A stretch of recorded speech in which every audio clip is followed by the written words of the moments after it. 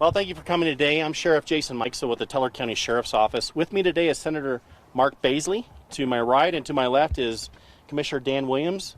To his left are all the rest of the commissioners, Eric Stone and Bob Campbell. I kind of want to explain what's happening here in Teller County at a mine that we have called the Mollie Kathleen Mine. This isn't an active mine, it's actually a tourism destination that identifies really what happens in mines. It's a family-owned business that's been here for well over 50 years, and they're good folks that run this mine. At around noon today, we received a call that there had been a mining incident. What occurred was that about 500 feet deep, we had a mechanical issue that created a severe danger for the participants or the riders that were on board. When we got here, the scene, there was a lot of things happening, but what we were able to do with the owner's assistance, with our fire departments, the Cripple Creek Fire Department, and many others, was to get that trolley car that goes down 1,000 feet in the earth up from the 500-foot position where the incident occurred. We were able to get them out, and the 11 people that were on that conveyance are okay. We did have one fatality that occurred during this issue at 500 feet. I can't give you a lot of information on it because it's an active investigation as to what occurred.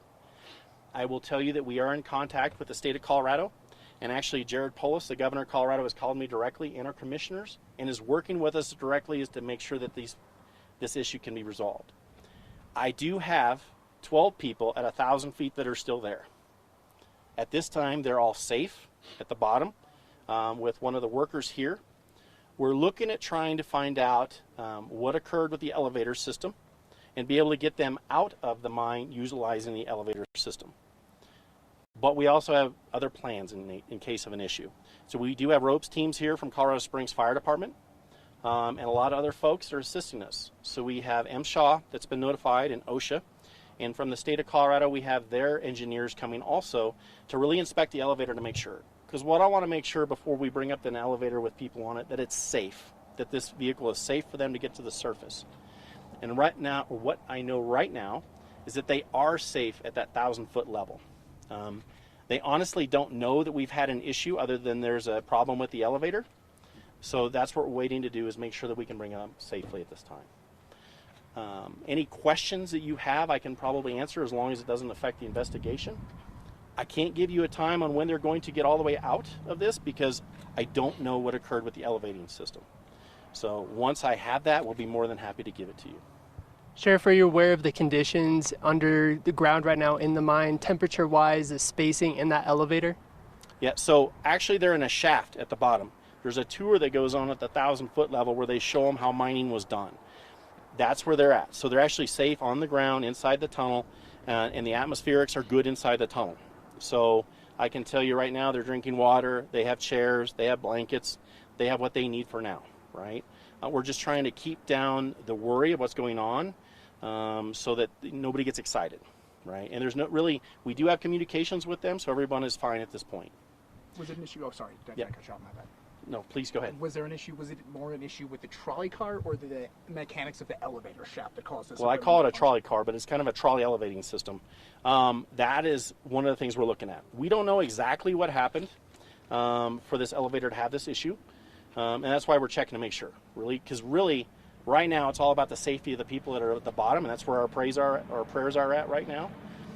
We do have 4 people that were injured in the original elevator issue.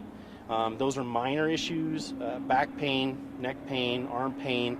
They were seen by medical providers. A number of these people had a pretty traumatic incident, right? So I don't want to release any names at this point, and we did have somebody that did pass away. So right now we're working on that investigation process. Sheriff, any minors, children involved? Was this a school trip, just community members touring the mine today? You know, this is a tourist attraction. We attract people from all over the world to come here to the Mollie Kathleen. I will tell you there were 2 children involved. We are giving them mental health care if they need so. We're getting them rooms. We're doing everything we possibly can to make it better. Are you aware if this has happened before? You know, the last time there was an incident was like 1986, so it's been a long time. This really is one of the safer tourism pieces that go into a mine anywhere on Earth, I believe. Like I said, this has been a family-owned business. They've been doing these tourism attractions for well over 50 years. When you talk about, again, with respect to the person that did lose their life, is there anything you could say, man, woman, age or anything at this point? All I can tell you is we lost someone, and that we're investigating at this point. And really, for the family members, I don't want to release any other information because it may identify what happened or who it was. And I really want time to be able to speak with those folks. Sheriff, just to clarify, in Yes, sir. regards to the people who are still down there, is the current plan to not inform them about the situation unless it's absolutely necessary until they get to the surface? What we have told them is that there's an elevator issue, because there is. Right now, we want to inspect it, make sure it's safe before bringing them back up with it. We do have a plan B and a plan C already set in place with rescue officers. It's really being well done, right? We have people and engineers from the state of Colorado, from our local jurisdictions, mine safety from our partnering mine right over here, our fire departments. Really, we have the best people in the country that are here working on this issue right now, and my hope is that we can have it resolved tonight.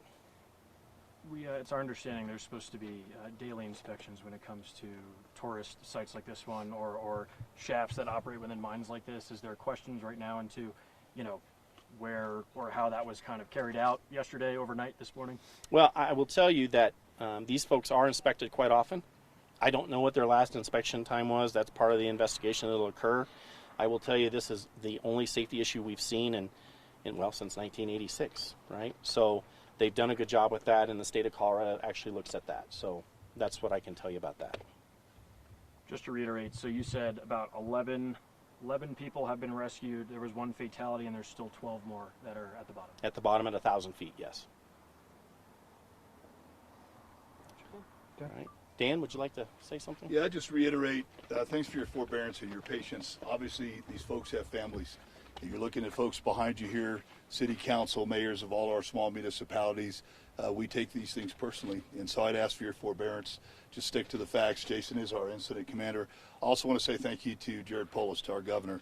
He called probably within 10 minutes of our initial call. Senator Baisley happened to be with us for a hearing, offering anything he could. And so they are obviously the experts. In the end, the decision will probably be our incident commanders, and we take that very seriously too. So, and then as far as the mental health piece of it, just to reiterate that, our public health department is down there right now. There are some children involved. So there's lots that's going on, but there's a lot of stuff on social media. I'd ask for you just to ignore that, get your information here, and I appreciate you guys covering the story. Senator Baisley, sir? Yeah, thank you. My name is Mark Baisley. I'm honored to represent all of Teller County. Really, a lot of this area around here. Yeah, just happened to be right down the street here in Cripple Creek in a meeting with the county commissioners, all three of them, and when we received this news. I chair the Emergency Management Sustainability Task Force, so our goal is to try to make sure that when we call on these folks, because we all expect it, don't we? We dial 911 when there's an emergency, and we expect the right kind of people to show up with the right equipment and well-trained and to get there fast. And we saw that today. I want to extend a big applause and thank you to Sheriff Mikesell, because look what he is doing here, responding immediately and organizing and commanding this event, and all the emergency crew that came from across the state. So yes, and a big thanks to Governor Polis, who was with us immediately and committed some resources as well. So thanks to all of them. They're doing a great job. Let's just keep all those family members in our prayers, because if you're down there 1,000 feet and wondering what's going on, right now is a good time to lift them up. Absolutely.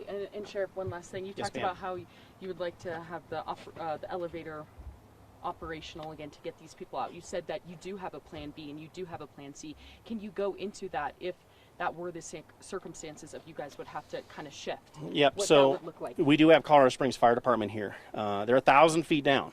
That means it's a long rope trip, right? If we have to, we can bring people up on those ropes, but it also subjects those first responders now to the threat and endangerment of doing so, because it's still you're dropping a long ways in a tunnel, right? So we want to make sure the tunnel's safe. We want to make sure the shaft is in good order. We want to make sure all those things are working well. My druther is that we get everybody up through the elevator system, right? Because sitting in a harness from 1,000 feet down coming up is not easy. So that's our plan B. Plan C they're working on. I'm going to get a briefing on it here shortly. But that's really where we're at. We believe that the elevator will be intact and able to do so, but I want to make sure it's perfectly safe before we do so. And once that happens, then we'll be able to bring them up. And I'll be honest with you, I want to give you all the pertinent information and what you need so that you have everything, So as soon as we have more information, we'll call another one of these so that you can get that. My hope that we can get all the people down in the shaft that are really going on, and then I can explain to them what actually occurred, because they really don't have an idea that we have more of an issue up top than what they're being told is the elevator. And really that's because I want to keep people calm, because I can't get them out until I can get something down there. Right? And how many people who are down there are like who work in the mine or are familiar with it?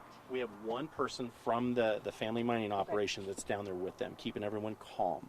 And what I'm told is that's a former mine rescue personnel, so he has some knowledge about these things. So really what his job is right now is just to keep people calm. Yeah, and how are you communicating with them? So we have communication down in the bottom through radios. Okay. So we're hearing and they'll let us know if something's occurring. But that's really where we're at right now. Thank you, Sheriff. Just really quick, I just wanted to clarify. So you said there were 2 miners. Are they a part of the groups that's been rescued? Do you know if there's any others as far as that are down there? So again, this is a tourism industry. Sure. They're not miners. These are folks like you and I that go down there to see what's happening in a real mine, to get an experience. So that's why they're down there at this point. But thank you for the question so I could clarify.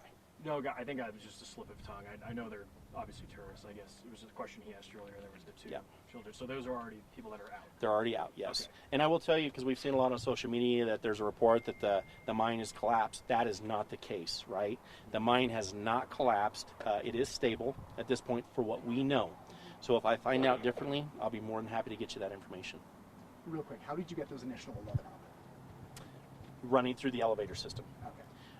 We don't know, though, because of the damage that the elevator sustained, whether that would contribute to something failing again. So that's one of the reasons we want to make sure that the engineers and the state is sending us an elevator expert to identify if the elevator's safe. So that's really where we're at with it. And again, to clarify, the Colorado Springs Fire Department is already down at the bottom currently? No. Okay. So there's no one else down at the bottom, because we don't want to risk moving anything or putting something in an environment that we're not quite sure of yet, right? So once I get that information, we'll be able to move forward with more information for you, but really to hopefully move people out of that area. All right, thank you, folks. Thank you, Sheriff. Thank you, sir.